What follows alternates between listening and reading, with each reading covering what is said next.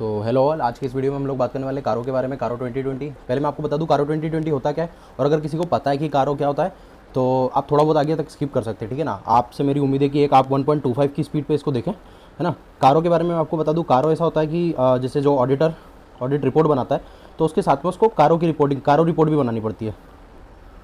कारो 2020 की रिपोर्ट भी है ना। अब जैसे ऑडिटर रिपोर्ट में आपने फिजिकल लॉ अगर पढ़े होंगे तो उसमें क्लॉजेज होते हैं।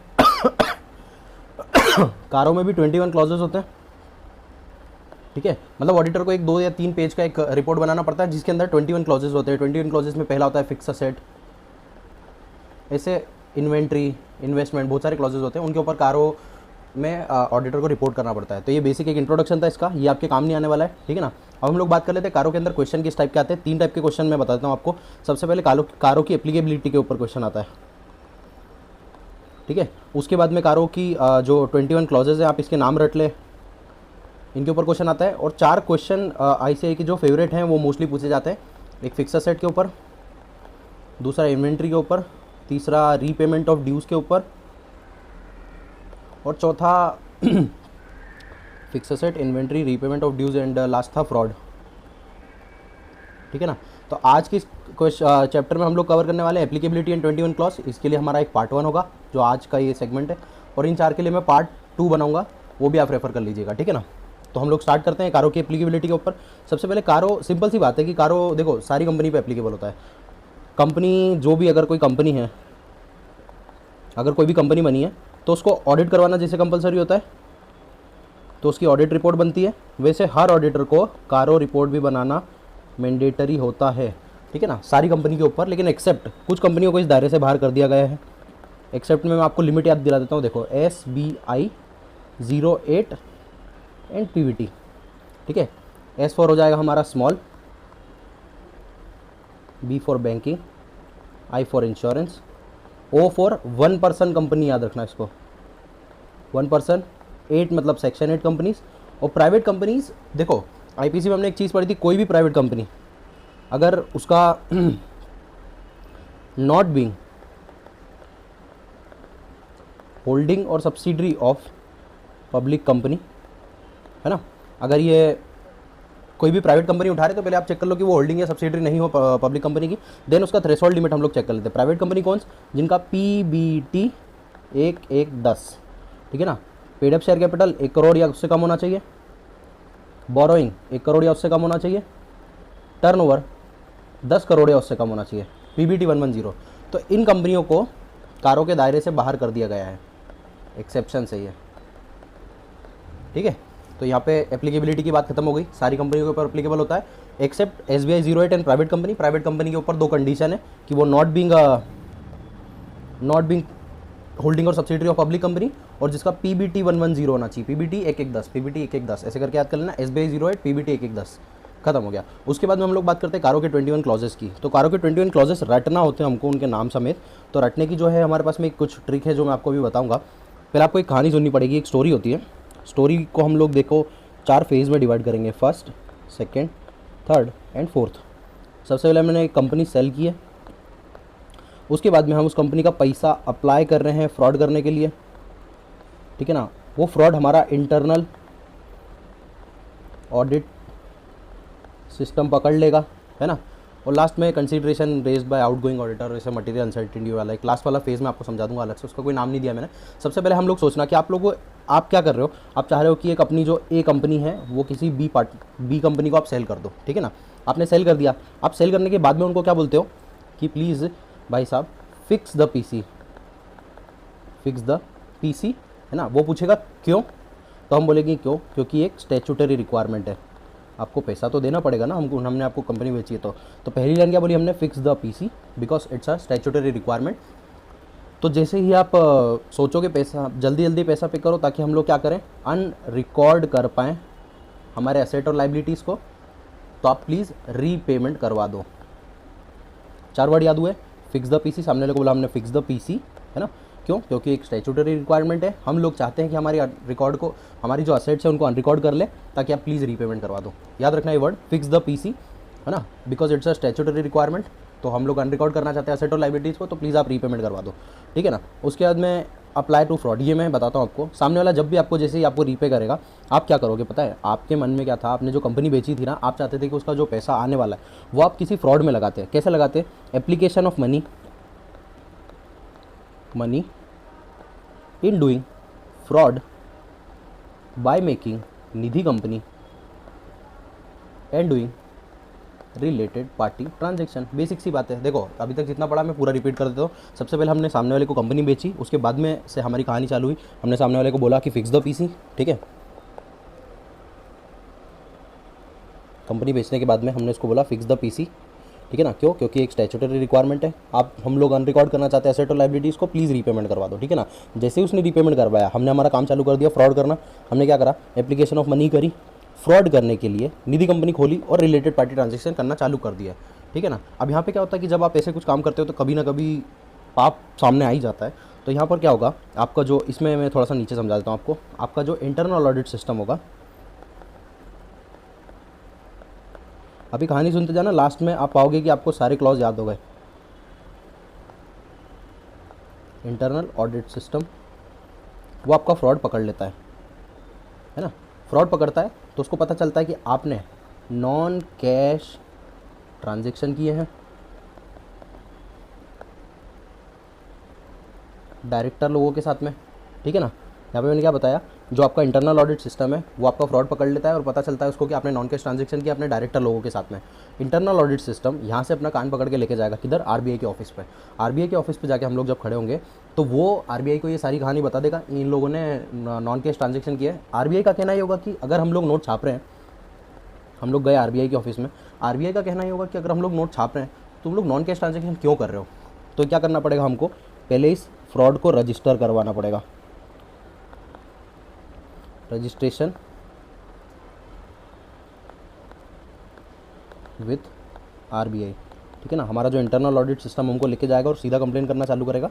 तो उसको आरबीआई बोलेगा कि पहले आप क्या करो, ये फ्रॉड को रजिस्टर करो। आपने देखा होगा कई मूवीज़ में बताते कि पहले हॉस्पिटल में जाते तो पहले फॉर्मेलिटीज़ कंप्लीट करो।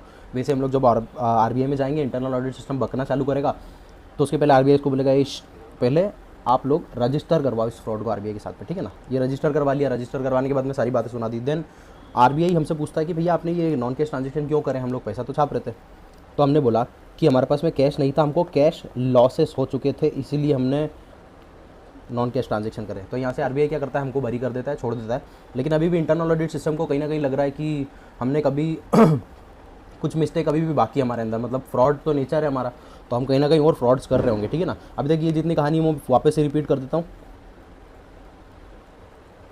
ठीक है ना। सामने वाले को हमने बोला फिक्स द पीसी, क्यों, क्योंकि एक स्टैट्यूटरी रिक्वायरमेंट है, हम लोग अनरिकॉर्ड करना चाहते हैं एसेट्स और लाइबिलिटीज़ को, प्लीज़ आप रीपेमेंट करवा दो। जैसे आपने रीपेमेंट करवाया, हम क्या करेंगे, application of money in doing fraud by making Nidhi company related party transaction करना चालू कर देंगे, ठीक है ना। तो हमारा इंटरनल ऑडिट सिस्टम क्या करेगा, हमारा फ्रॉड पकड़ लेगा। फ्रॉड क्या करा होगा हमने, non cash transaction with directors किए होंगे, हमने non cash transaction with directors किए होंगे, वो पकड़ लेगा और हमारा कान पकड़ के ले जाएगा आरबीआई के पास में। आरबीआई बोलेगा कि इतनी सारी बकवास करने से पहले आप रजिस्टर करवाओ इस फ्रॉड को, उसके बाद में बात करेंगे।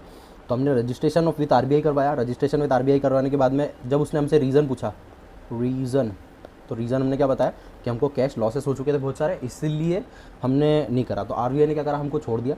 आरबीआई के ऑफिस से निकलते टाइम, यहाँ पर आप समझना और थोड़ी सी कहानी कि ये जो आरबीआई का ऑफिस है, यहाँ से निकले तो दो लोग थे, कौन, एक तो हम और एक हमारा इंटरनल ऑडिट सिस्टम। हम पहुँचे कंपनी, इंटरनल ऑडिट सिस्टम पहुंच गया कहीं और। कहाँ पहुंचा मैं बात बताता हूँ। इंटरनल ऑडिट सिस्टम को लग रहा था कि हमने और फ्रॉड्स किए होंगे, तो एक काम करते हैं, मैं तो ऑडिटर हूँ, मैं दूसरे ऑडिटर से पूछ लेता हूँ, ठीक है ना। तो वो क्या करेगा, वो प्रीवियस ऑडिटर के पास में जाएगा, उसको बोलेगा कि प्लीज़ आप जाते टाइम आपने क्या इशूज़ रेज करे थे वो बताओ, मैं कंसिडर करना चाहता हूँ। ये कहाँ गया, प्रीवियस ऑडिटर के पास में, ऑडिटर के पास में। तो यहाँ पर इसने क्या पूछा कि आपने जो जो इशूज़ रेज करे थे वो आप बता दो जाते टाइम। तो यहाँ पे क्या हो गया, एक पॉइंट नया बन गया कि consideration of what, issues raised by outgoing auditor, raised by outgoing auditor, ठीक है ना।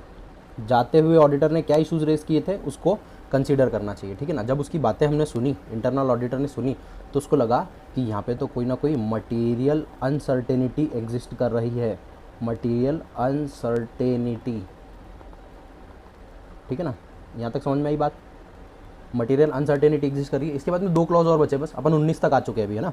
तो पहले मैं आपको एक और बार रिकॉल करवा देता हूँ। देखो ज़्यादा बार में आप इरिटेट होंगे, लेकिन आप ये बात को समझना मेरी कि कहीं ना कहीं ज़्यादा बार बोलने से रिवाइज मतलब याद ही होता है। इतना पार्ट आपको याद हो चुका होगा अभी भी, फिर मैं बताता हूँ। हमने सामने वाले को बोला कि फिक्स द पीसी, क्यों? क्योंकि एक स्टैट्यूटरी रिक्वायरमेंट है। हम क्या चाहते हैं?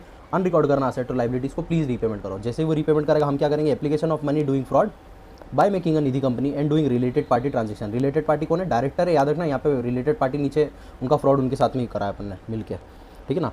उसके बाद में क्या होगा? जब हमारा इंटरनल ऑडिट सिस्टम हमारा फ्रॉड पकड़ लेगा तो उसको पता चलेगा कि नॉन कैश ट्रांजेक्शन हमने किए थे विद डायरेक्टर्स के साथ में हमने नॉन कैश ट्रांजेक्शन किए थे, वो हमको आरबीआई ले जाएगा। आरबीआई में हमको ये क्या करवाना पड़ेगा?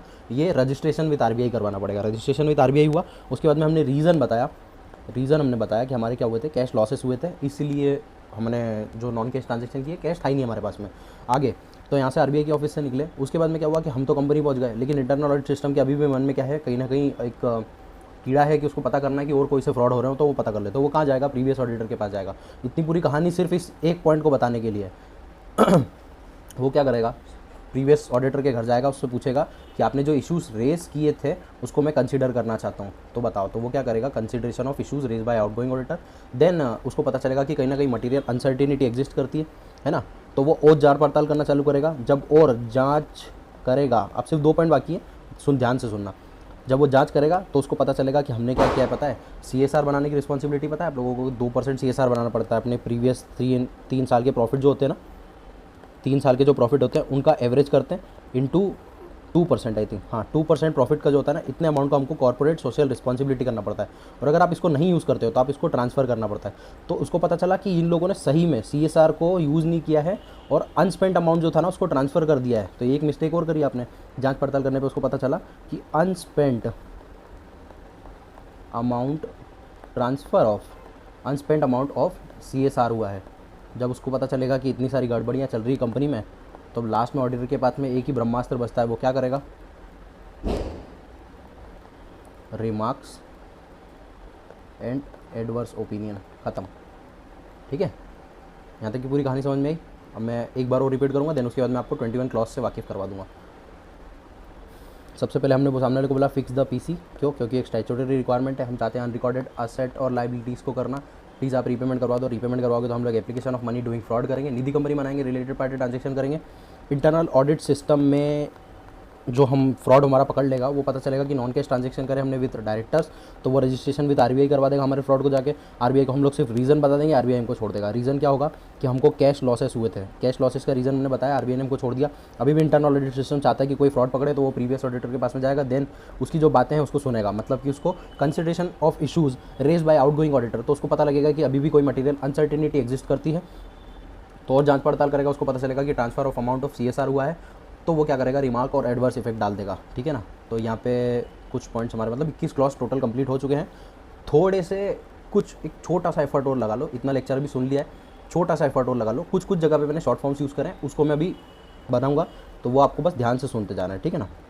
अब सबसे पहले हमने बोला था फिक्स द पीसी, तो फिक्स की मैं स्पेलिंग चेंज कर रहा हूँ, FIXC PC ऐसा, ठीक है ना। तो यहाँ पे हो जाएगा हमारा फिक्स द सेट। ये बस थोड़ी सी जगह पर ही है, सारी जगह पर नहीं है, ठीक है ना। फिक्स द सेट, इन्वेंट्री,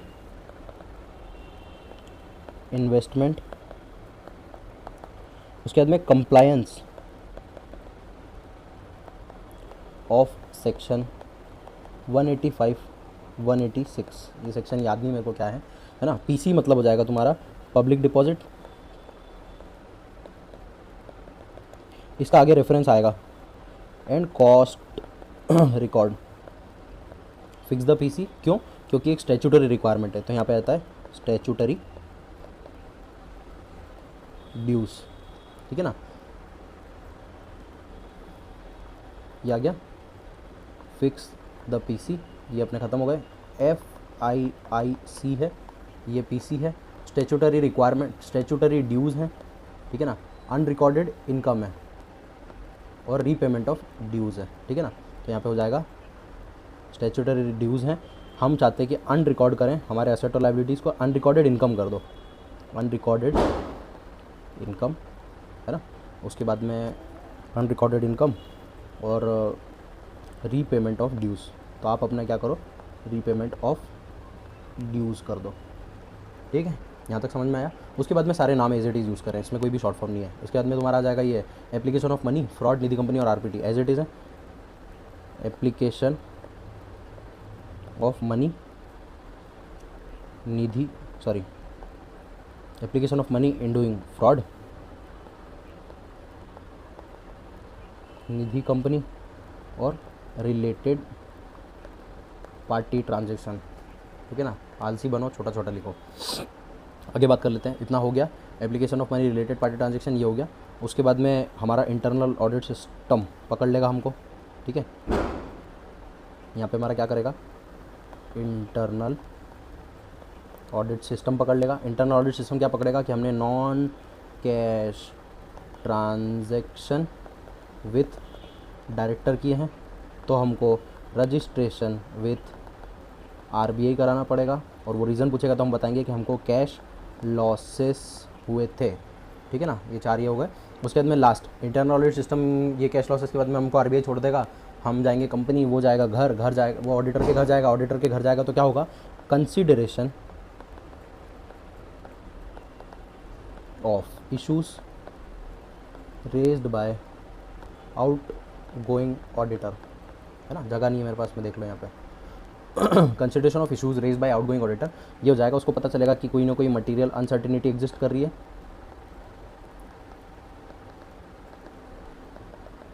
ठीक है ना, इतना हो गया। इसके बाद में हो जाएगा मटेरियल अनसर्टिनिटी एग्जिस्ट कर रही है, तो यहाँ पे लास्ट पॉइंट है तुम्हारा कि transfer of unspent amount of CSR हुआ है, तो वो क्या करेगा, रिमार्क्स दे देगा, एडवर्स ओपिनियन दे देगा। ये थोड़ा सा एक बार रीड कर लेना, इसके आगे क्या ओपिनियन वगैरह तो नहीं। मैंने तुमको बोला था पब्लिक डिपॉजिट का मैं कहीं ना कहीं एक रेफरेंस दिलाऊंगा। पब्लिक डिपॉजिट का रेफरेंस यही है कि application of money raise through public deposit, raised through public deposit. ठीक है, यहाँ तक कि ये हमारे सारे 21 के 21 क्लॉजेस खत्म हो चुके हैं। अगेन मैं एक बार रिपीट कर देता हूँ, एक बार और रिपीट करूँगा ना, एकदम दिमाग में अंदर हो जाएगा। ठीक है ना, सबसे पहले fix the PC, fix the PC क्यों, fix asset, inventory, investment, compliance और section 185 186, public deposit and cost record. ठीक है ना, ये मैं स्टार क्यों बना रहा हूँ, मेरे को नंबर लिखना है यहाँ पे, आप रोमन में लिख लेना नंबर। ठीक है ना, जहाँ तक मेरे को याद है मैं रोमन में लिखवा दूंगा आपको। सबसे पहले होता है first, second, third, fourth, fifth, sixth, 7, 8, 9 I think ये, और 10। ठीक है ना, 11, 12, 13, अब इसकी बात का नहीं मेरे को मालूम, 13, 14, 15, 16, 17, 18, 19, 20 और 21 ख़त्म।